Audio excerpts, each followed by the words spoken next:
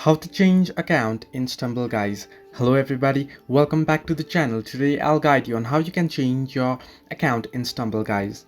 Now there are two different options that you can do. Well, if you're trying to log into another account by deleting this account, or if you don't want to play this account anymore, you want to create new account, what you can do is head into settings option here, and then if you scroll down below, you head into privacy, and on privacy you'll get the option to delete account. Simply click on delete account, tap on it, and then it'll ask you to type del here, and then you'll be able to delete your account, and then you'll find yourself in a new account when you log in back.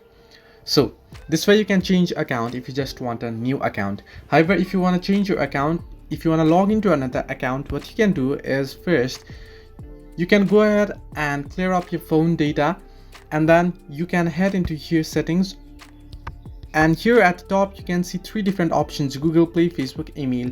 Now you'll only be able to log into your other account if you have it connected on either email, Facebook, or Google Play. So make sure you are connected to any one of these three, and then simply click on it and you'll be able to log into it here.